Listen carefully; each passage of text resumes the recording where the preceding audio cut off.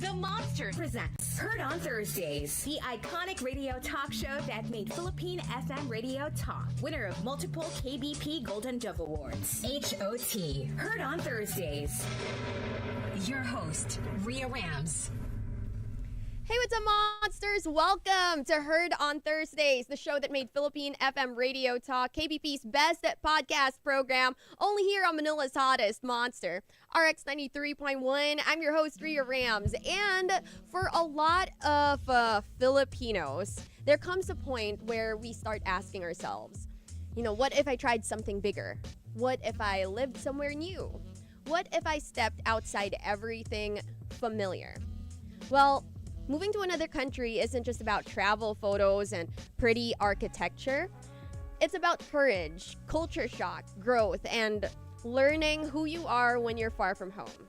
Now, today's guest knows exactly what that journey feels like. For 2 years, from 2023 to 2025, she lived in Spain as an Auxiliar de Conversación, or an English language assistant. She called not just one, but two incredible cities home: the historic and charming Cordoba and the vibrant capital of Madrid. Now, along the way, she met amazing people, navigated a new culture, stepped into classrooms abroad, and grew tremendously as a person. This afternoon, we are diving into what the Auxiliares program is really about, how you can apply, what the work is like, and what it truly means to build life in a new country. So, Heard on Thursdays, let's welcome to the show, Kim Arambulo. Hey, hi Rhea. Hi Kim, how are you? I'm good. I'm so excited to be here. Thanks for having me. No, thank you for being here. Now, Kim, why don't you introduce yourself a little bit more to our listeners? Okay, so hi everyone. I'm Kim Arambulo. So I'm 24 years old and I was a former Auxiliar de Conversación, or language assistant for English. And as Rhea said, I lived in two cities. So I lived in Cordoba, which is in the south of Spain, and I lived in Madrid, in the capital of Spain. So yeah, I was there for 2 years, and really a good year, like good 2 years of my life. Oh, that's awesome. Now, you did live in two different countries as an Auxiliar de Conversación, or a language assistant. Mm-hmm. Now, for those who are hearing this for the first time, what exactly is an Auxiliar de Conversación, and what does the role involve? So it's basically a language assistant for English. So you get to teach English to either infantile, so that's kids from like 3 years old to 5 years old, or primary, which is grade 1 to grade 6. Or you can also teach high school, depending on what's given to you or what you choose. So yeah, mostly you teach 4 days a week, more or less, and then for 12 to 16 hours depending on your school. Okay. And what levels did you end up teaching? I ended up teaching infantile and primary, so that was really fun because I really love kids. Oh. So yeah. Was that chosen by you? Yes, yeah. But it's not always given to you, but you get the choice to kind of say your preference, and then from there it's like hopefully you get what you got. So. And then you stayed in Cordoba first. Yes. And then Madrid. Why don't you tell us a little bit about how that happened? Like, what did you choose Cordoba, or was it assigned to you? How did that whole thing go? So when I applied, you kind of get the choice of 3 cities in Spain. But it's not guaranteed that it's given to you. So my first year, I actually chose Madrid.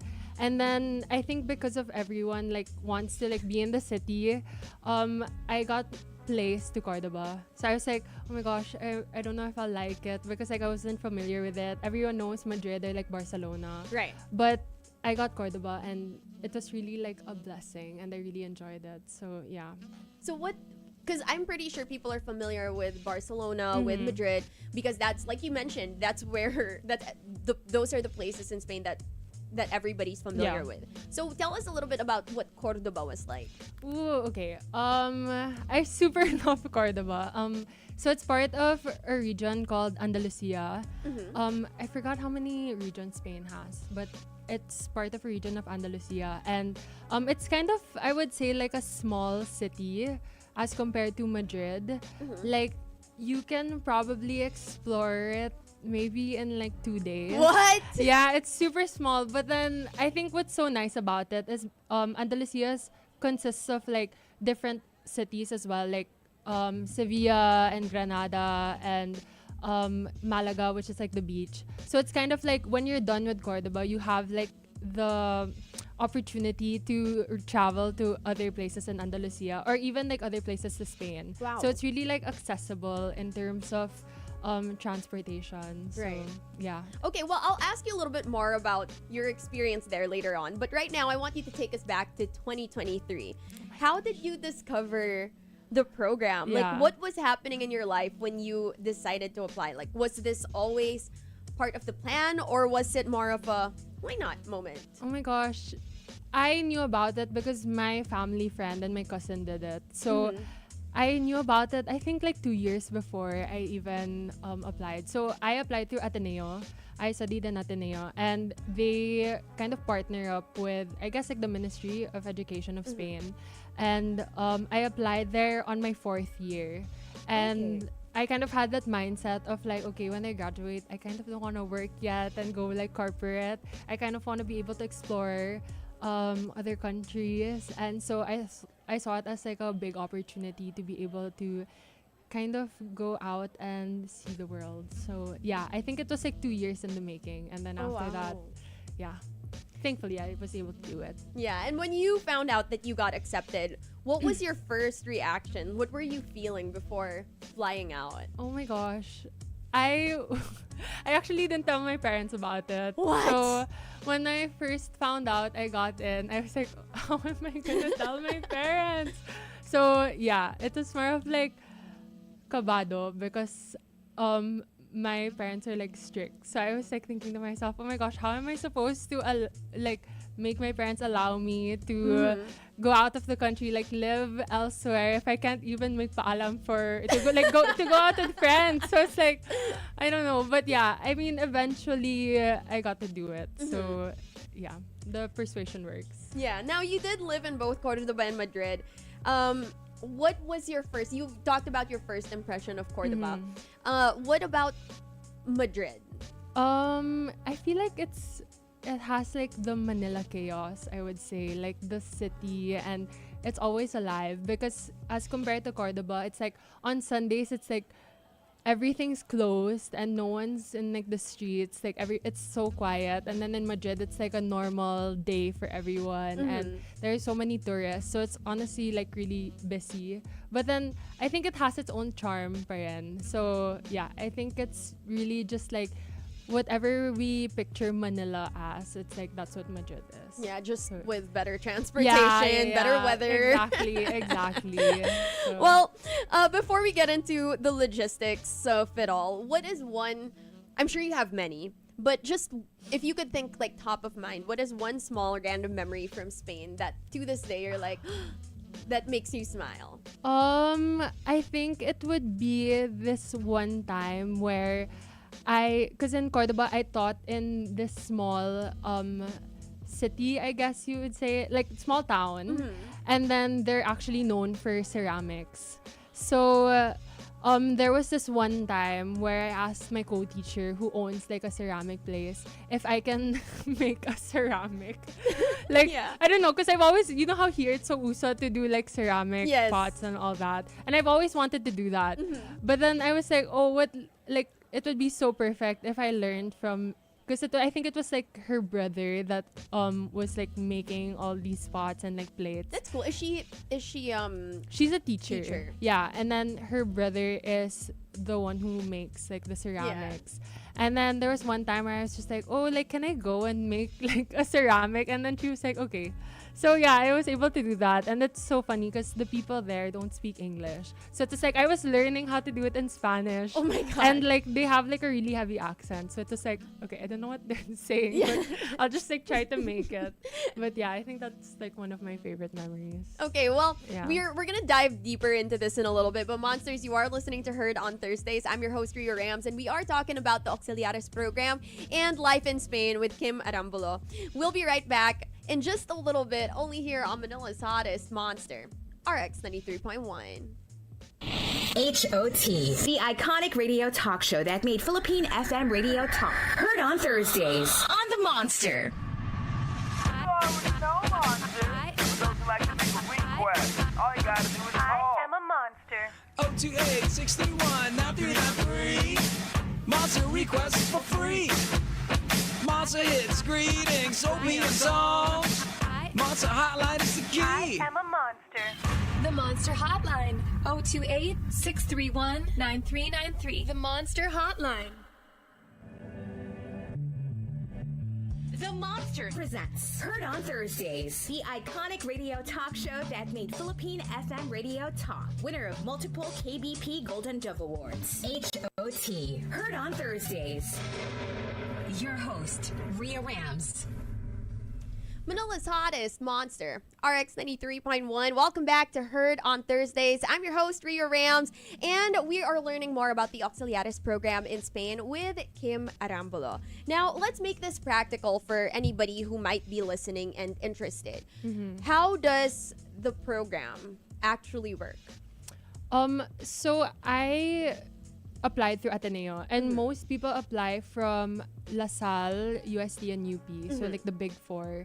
So most of them apply through their school when they're fourth year because the requirement is you have to graduate before you do the program.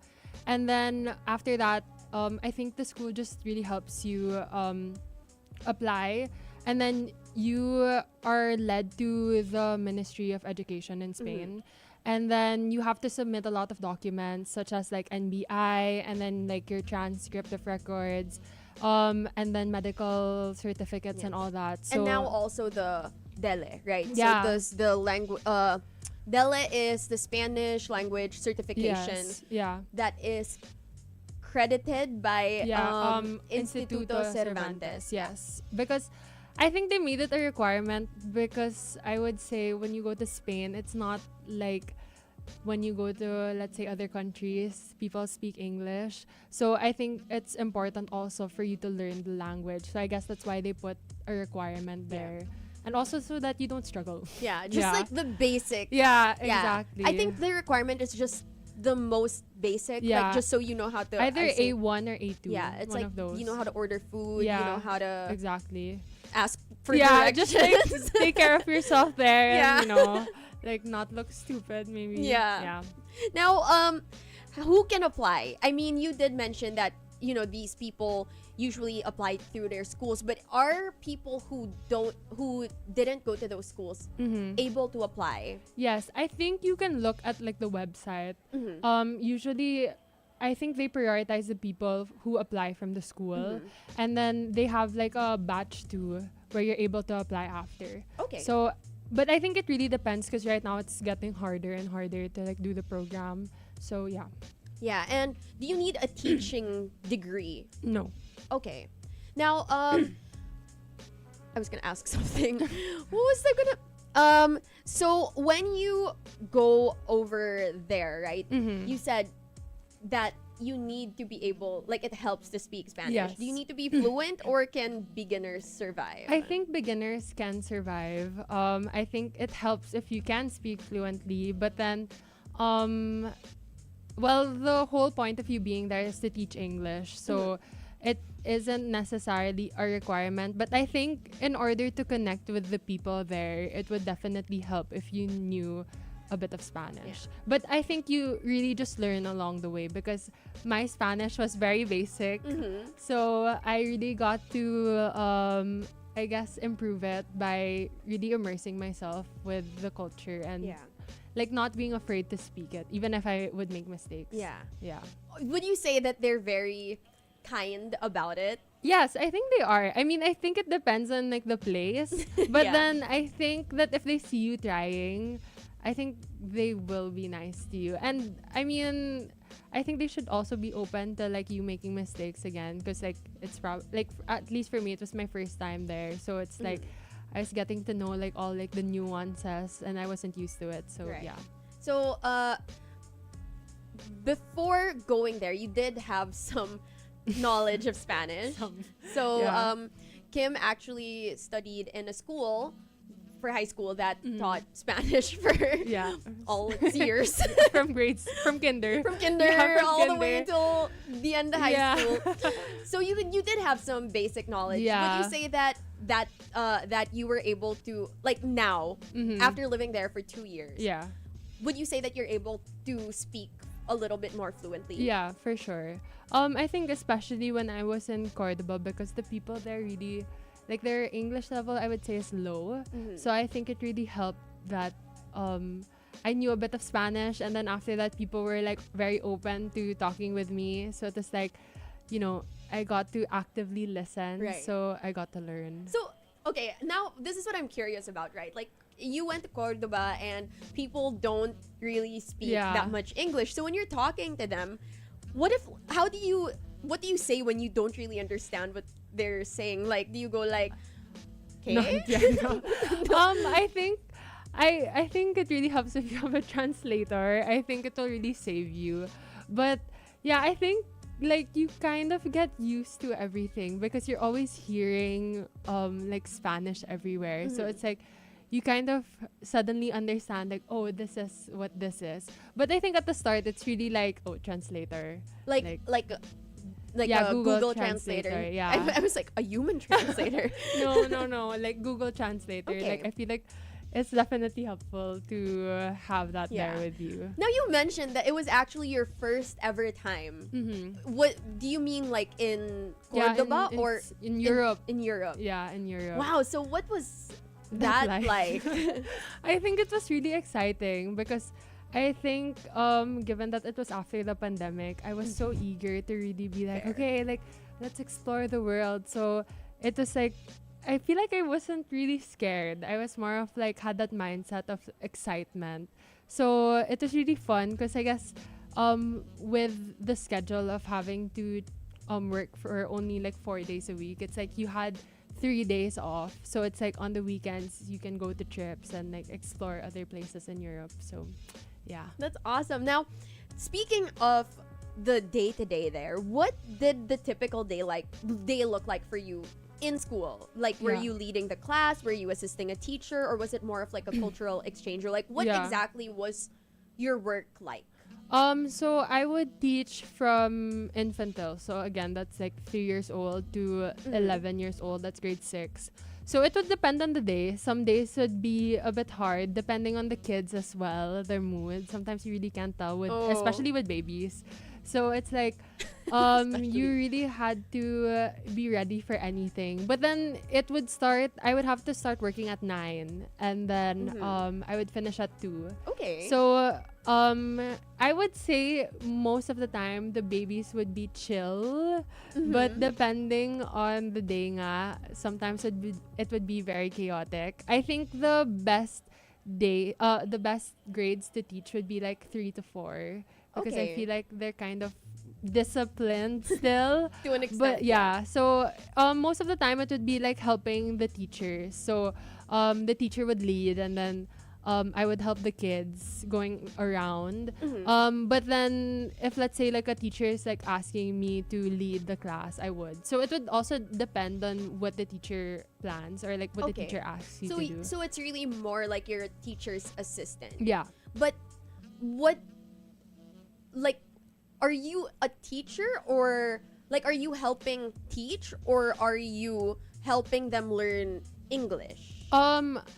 It's like I would be in the English class. So every hour would be English class. So I I can see. never it would be like English or science because in Spain they teach science also in English. Okay. Or PE as well.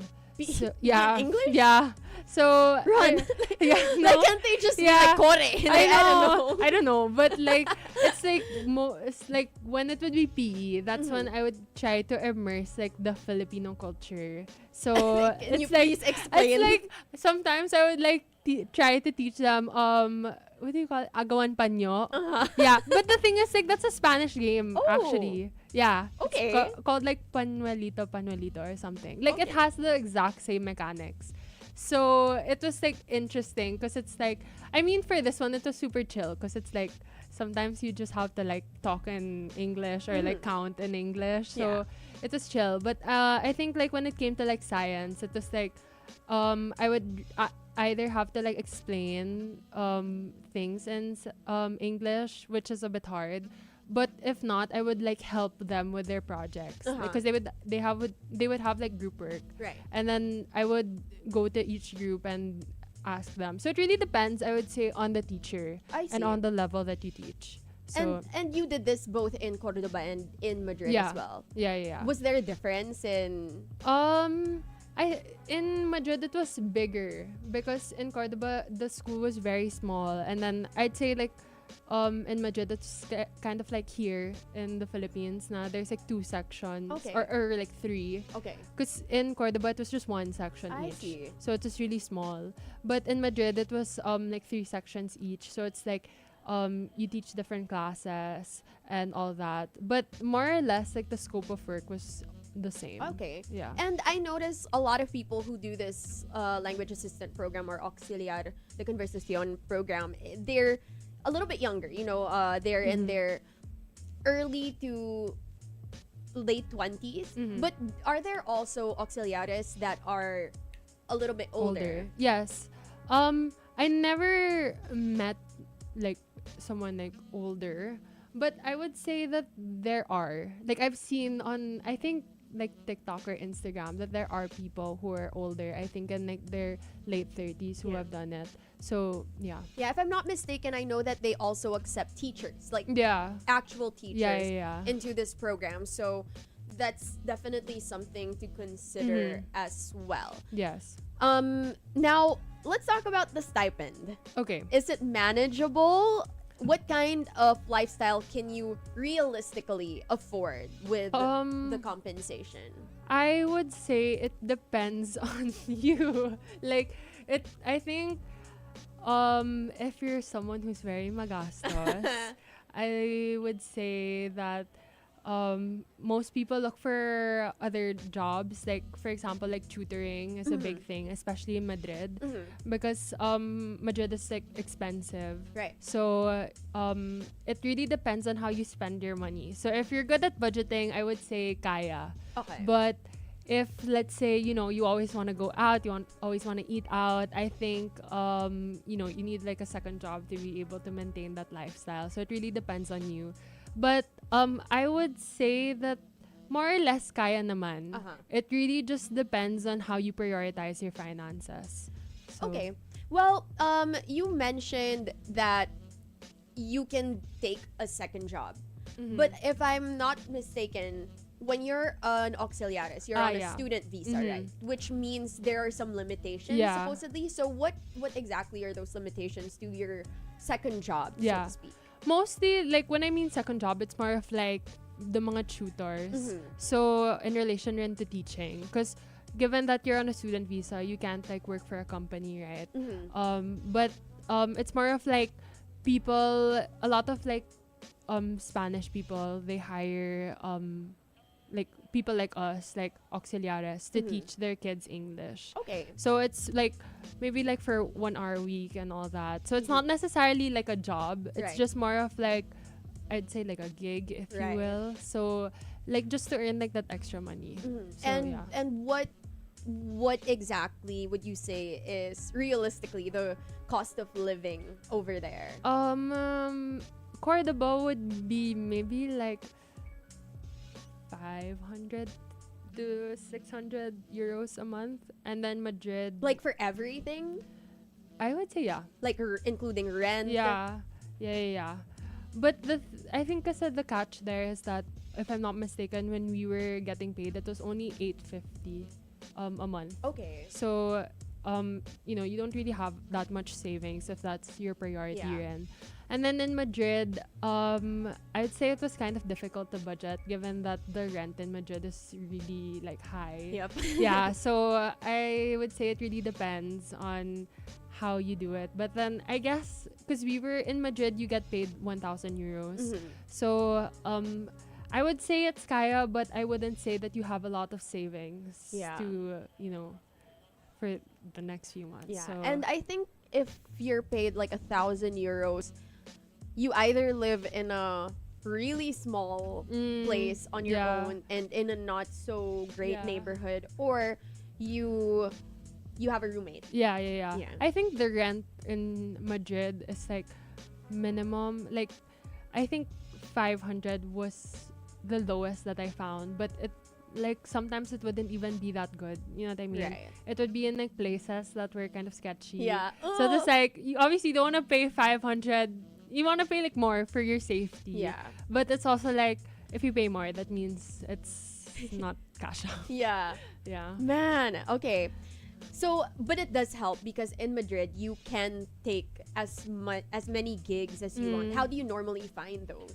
I think people ask from in your school, at least for Okay. me, people asked me if I would teach their kids. So like parents or like teachers would reach out and be like, oh, like, are you open to tutoring this person? Because there's so many kids in Madrid who want to learn English, and not even just kids, but then like adults too, maybe, or like people in high school as well. So I think it's very normal to be able to find those kinds of gigs. Okay. So Now, what is something that people romanticize about the program, and what is the actual reality of it all? That's a good question. I think they romanticize, I guess like they think that every day is like we have so much time to, I guess like explore and travel, which may look true, I guess, in social media, but I think every like a day-to-day life, it's like I wouldn't say that's the reality, because it's like you're washing the dishes, you're doing your laundry, you're taking care of yourself if you're sick.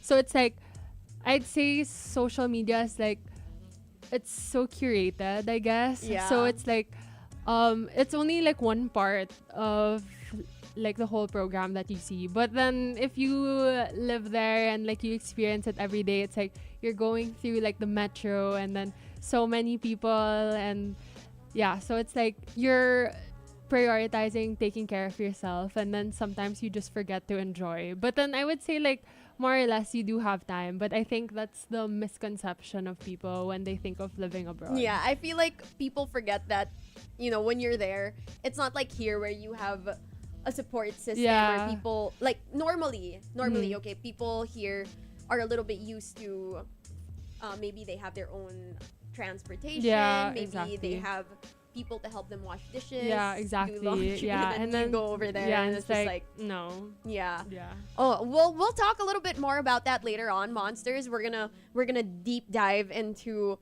what life really is like over there in Spain. But if you guys have any questions about the Auxiliares program, feel free to send them over on TikTok at RX931. You can also hit us up through our text line. That's on Viber and Telegram at 0961-136-7931. But right now, Monsters, you are tuned in to Heard on Thursdays. I'm your host, Ria Rams, and we're talking about teaching, traveling, and building a life in Spain with Kim Arambulo. We'll be back in a little bit, only here on Manila's hottest, Monster RX 93.1. Heard on Thursdays, winner of KBP Golden Dove Award for Best Magazine Program, the iconic radio talk show that made Philippine FM radio talk. HOT on the Monster. Like, share, and follow the TMR Facebook page at TMR on RX931. That's Facebook.com/TMR on RX931. Get access to exclusives, promos, giveaways, and other cool, witty, funny content. Interact with the Morning Rush Gang, Chico, Hazel, and Marky. Like, share, and follow at TMR on RX931. That's Facebook.com/TMR on RX931. The Monster presents Heard on Thursdays, the iconic radio talk show that made Philippine FM radio talk. Winner of multiple KBP Golden Dove Awards. HOT. Heard on Thursdays. Your host, Ria Rams.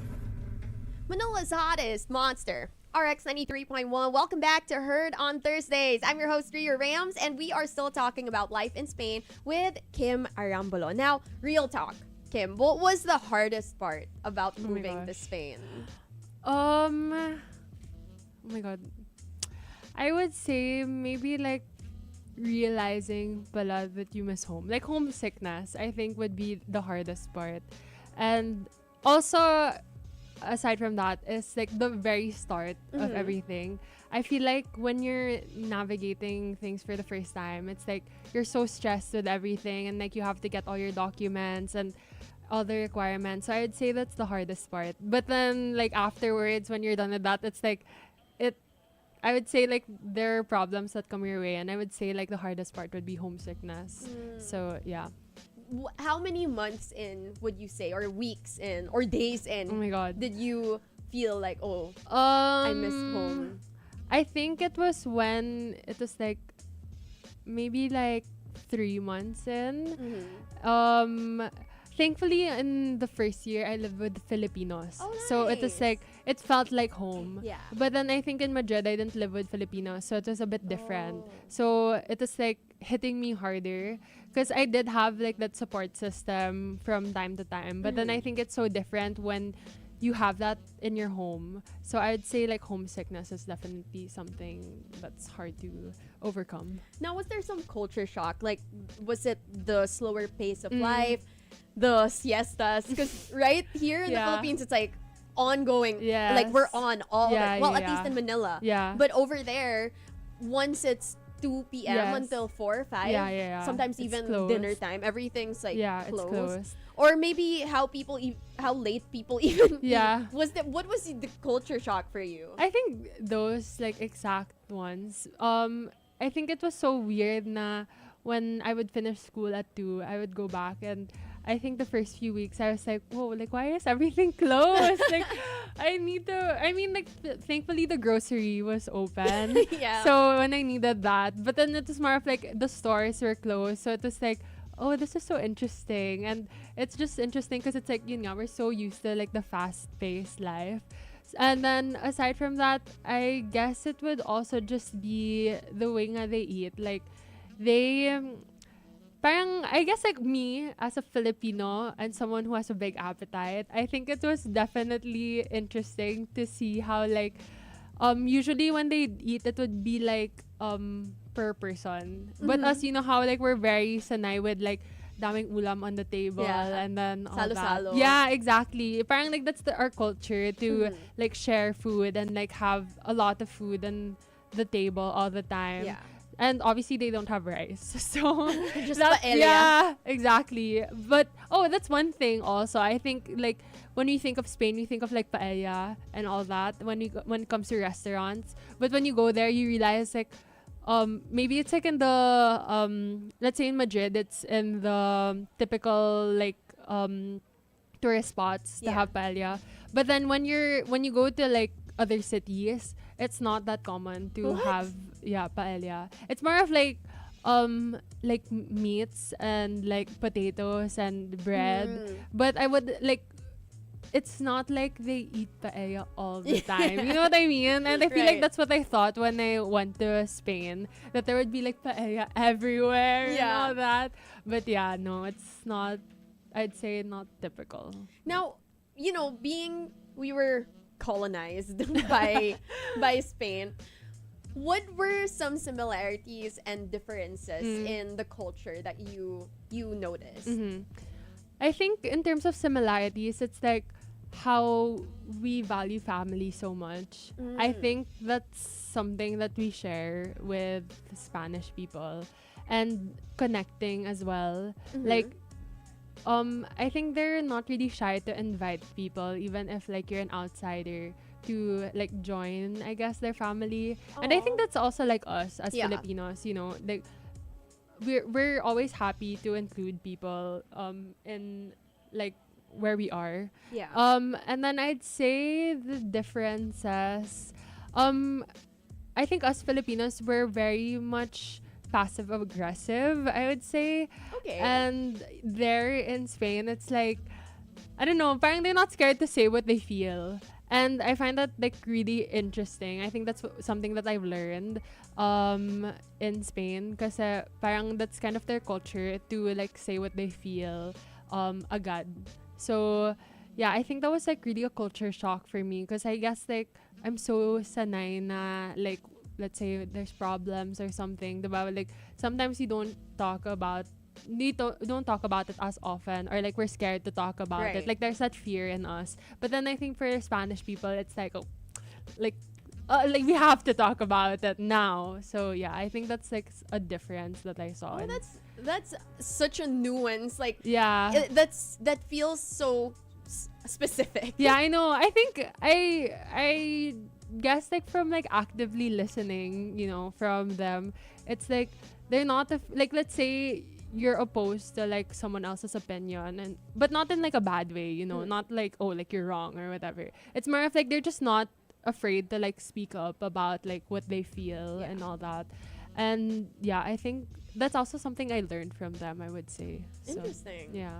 Okay, now you mentioned homesickness a while ago. What helped you get through it? Like how did you deal with it? Were you going like distracting yourself, or were you like calling your family every time? I think I would call my family a lot. It's parang I always wanted them to be part of my life in Spain, you know, like I always wanted them to be updated with my life. So I think that helped me a lot, but also like just having Filipinos around me, because there's such a big Filipino community in Spain. So it's like it's not hard to find those people. And also, at least when I lived in Madrid, it would really help me that there would be Filipino restaurants. So In I think Cordoba, wala. wala. No, in Madrid kasi diba, it's like the city. So like there's a lot of there's even like Asian restaurants. So it's like you have like your convenience stores with like Mang Tomas and all that. You know, like the essentials. Yeah. So I think that really helped me, especially when I was feeling homesick. Okay, So, and someone is asking on our TikTok live, hindi naman ba nakaka-culture shock yung food? Yung food, parang hindi naman, I would say. Because we have similarities in food Yeah, also. yeah, that's true. But I think more of like, I think as Filipinos, we're so sanay na ang daming flavor with their food. Yeah. You know, like we use a lot of I wouldn't say spices maybe, but more of like daming like bawang, daming you know, like onions and all that. I think in Spain it's like very like olive oil, salt and pepper, you know, keep it simple. Yeah. So I guess I would say culture shock in terms of like that's how the food is. But then in terms of like lasa, hindi naman yung parang like, oh, like sobrang iba. You know what I mean? Yeah. It's more of just like, oh, like Filipinos are very Asian nga. Yeah. Na parang they're like, in every Asian culture, we use so much like... It's very complex. Yeah, the flavors. exactly. There kasi it's a bit more straightforward. Yeah, exactly. Yeah. So, yeah. And somebody is also asking, how about the dating scene in Madrid? Oh Is my it God. similar to Manila, she asks. Oh my gosh. I wouldn't know. I mean, okay, for context, I didn't make dating a priority. Wow. So, yeah, I was prioritizing travel. But then, I guess people are more straightforward. Like, parang, like, guys are not afraid to approach you and all that. And diba here nga, like, guys, I would say, are like, torpe sometimes, bit, you know? And, like, I think they're really just like, oh, if I find you cute, like, I'll approach you. Parang ganon. So, it's like very direct. They're very direct people. So, yun. Nice. Now, when you build a community there, you said there's a big Filipino community in Spain. Yeah. How do you find them? how do you find them? Like how do you build your community there? Yeah. Besides other Filipinos, were you connecting with fellow Auxiliares, locals? How did you build your community there? Thankfully, when you start the program, parang there's a group already on Facebook. So it's like you can ask to be added to a GC or like a group chat. So it's like you get to know people na from there. And then how I met my community is that at the very beginning also of the program, parang there's like an assembly. Okay. So let's say I was in Cordoba. So everyone who was an Auxiliares in Cordoba, they all gathered together at the start of the school year, which is October.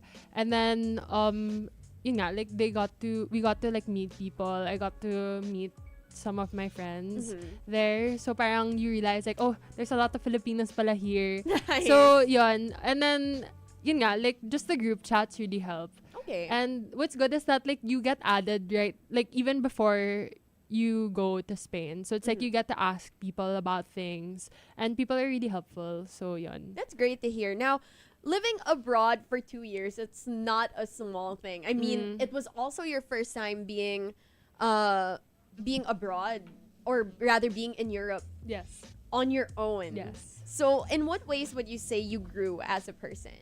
I think what's nice about being abroad and not really knowing anyone is you kind of get to experiment on, I guess, like personalities that you sometimes hide here in the Philippines, because you know how here we're so used to our circles and we're so used to being with the same people. And I think like in Spain I got to really branch out and really like push myself to be more extroverted or to try things without like fearing na, oh, baka they'll judge me or whatever. So I think that, and I think like yun nga, like learning the language is also, I think, a big accomplishment, because I don't know, I think it's like really like nice to be able to communicate with people who are Spanish, because nga like you're living in their home and you obviously want to be able to communicate in their language. Exactly. So I think it's just really nice, and I feel like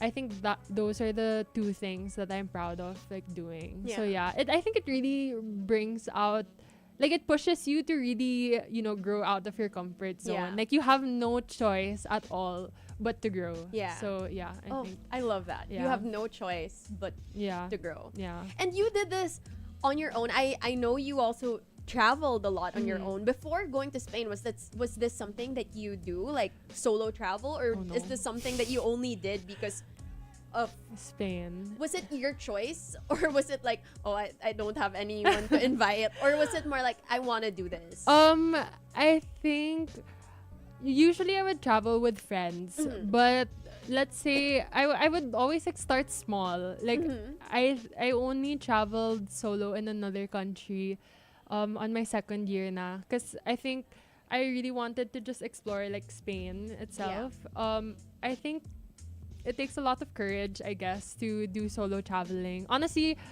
even if it's like really cool online, I think it's also scary, and also at the same time, like parang you're really taking care of yourself talaga. Like you can't do anything super crazy, you know what I mean? Unlike when you're with your friends, because it's like if something happens to you, then just you. Yeah, exactly. So yeah, I think you get to really like learn a lot when you travel abroad, but most of the time it is like my choice, I would say. Okay. So yeah. Now, somebody's also asking, what's the transportation like there? I mean, is there also severe traffic or? In Cordoba, not so much. I would say in Madrid, more or less, yes. Depending on where you are. If you're in the tourist spots, for sure, there's like a lot of traffic. But then, I don't know, I really love the efficiency of public transport. So thankful for that. Yeah. Yeah. Now, did Spain change how you see yourself, or even how you see home?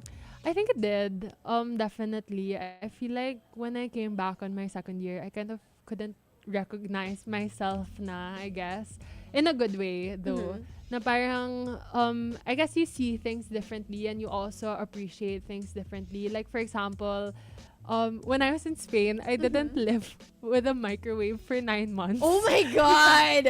So, parang, when I went home, I was like, oh, it feels so good to be able to heat my food in a microwave. Wait, so how did you heat your food? Oh my God. I would have to get a pan. Yeah. And like heat it on the stove. Oh Or my God. like sometimes I had an air fryer rin. Okay. So that would help. Yeah. rin. But then it was so hard because it's like when I would eat rice, parang it would be like tutong na. So parang it's like, oh my God, like parang not the vibe.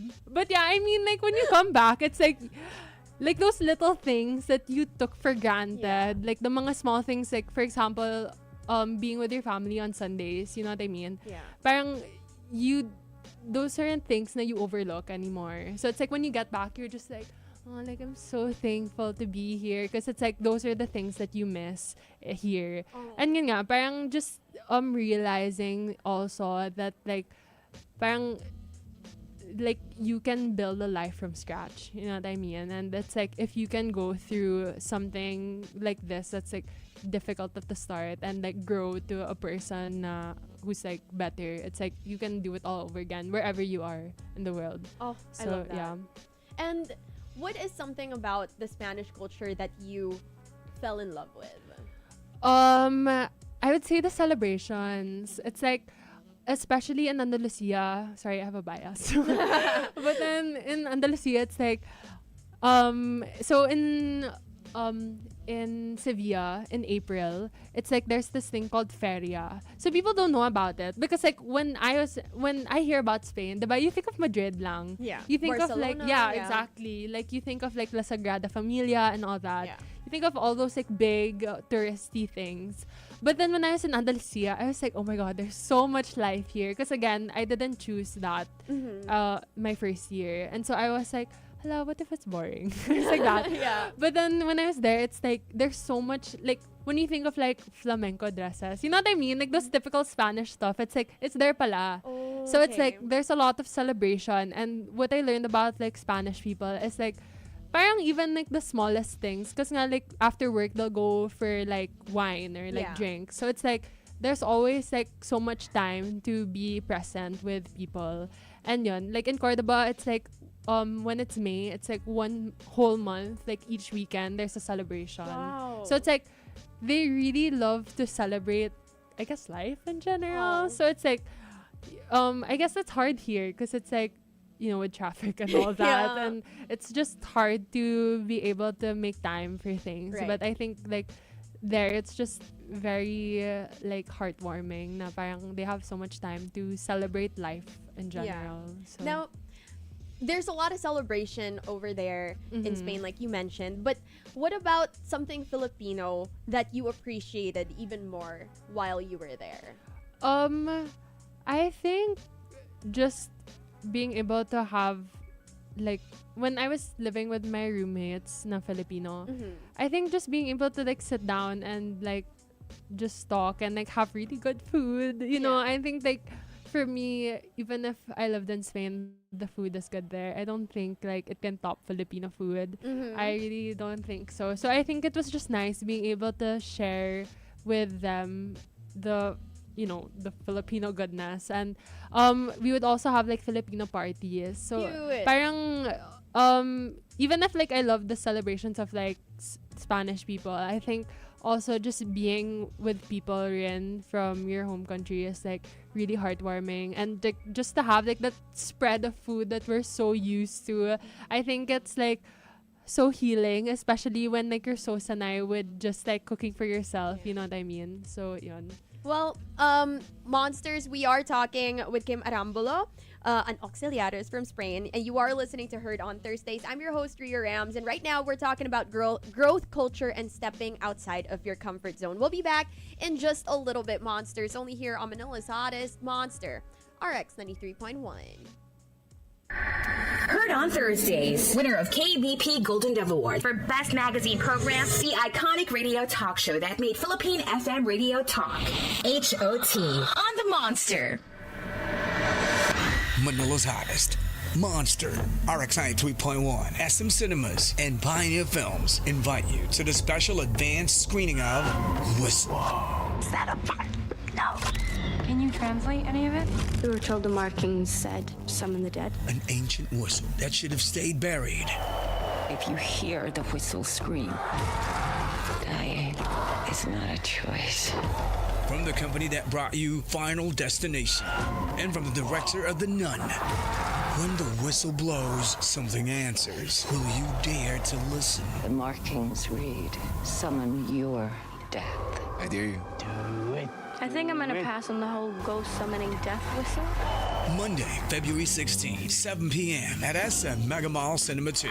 Stay locked on to Monster RX93.1 and wait for the Monster DJ's cue to call for a chance to win exclusive invites. Our future death is hunting us. We need to find a way to stop it. Whistle in cinemas February 18. Don't watch it alone. Only from Pioneer Films, SM Cinemas, and Manila's hottest. Monster RX93.1. Celebrate the holidays at the Forbes 5-star Okada Manila. Swing by the Okada Manila Christmas Carnival until January 4th, where you can enjoy merry rides, festive flavors, and holiday gifts. Join the New Year's Eve Countdown Concert at Cove Manila on December 31st, featuring Gary V, Yen Constantino, top DJs, and many more. Tickets are now available. Plus, catch the New Year's Eve Countdown celebration at The Fountain with Michael Pangilinan, Marco Rudio, and more. This event is open to the public, and for nightly entertainment, head on over to the Coral Lounge and enjoy live music and theme nights. Reserve now at +632-8555-5799 or restaurant reservation at okadamanila.com. Visit Okada Manila this holiday season. For more information, visit okadamanila.com. Countdown Top 7. Countdown Top 7. An irresistible serving of today's Monster hits. Spiced up with Monster humor. I'm Hazel Hottie. Catch me Friday, 7 to 8 p.m. Countdown Top 7. The top Monster hits of the week and then some. The only countdown that counts. The award-winning Monster special like no other. Only on Manila's Hottest. Monster RX 93.1. The Monster presents Heard on Thursdays, the iconic radio talk show that made Philippine FM radio talk. Winner of multiple KBP Golden Dove Awards. HOT. Heard on Thursdays. Your host, Rhea Rams.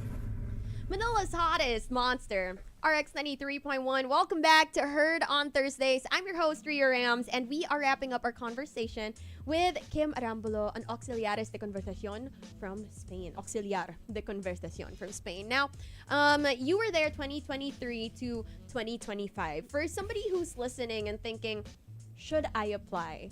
What would you tell them? Oh my gosh, do it. Do it. I think it's like, if you feel that urge, because I feel like a lot of people feel that urge na parang, I feel like I can discover myself more if I go out of my comfort zone. Mm-hmm. I'd say like do it and figure out the rest later. I mean, it'll always, I think like when you go out of your comfort zone, it will lead you to good places that you won't expect to, you know, arrive in. So now, who would you say this program is really for, and who would find it more challenging? I think it's just for people who like, you don't even have to be a teacher, you know. I think it's important to love teaching, I guess, in a way. Parang kasi for me it was like teaching is kind of my vocation. So I enjoy it. But yeah, I would say it wouldn't necessarily be for like people who don't like kids. I think that's a really big make or break. If you're impatient. Yeah, because if you're there and you don't like teaching, then it's like, it's gonna be hard for you to enjoy that, because it's like that's 4 days a week, right?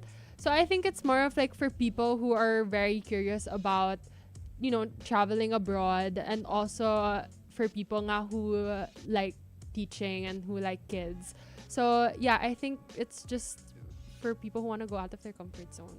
And what's one thing that you wish you knew before moving abroad?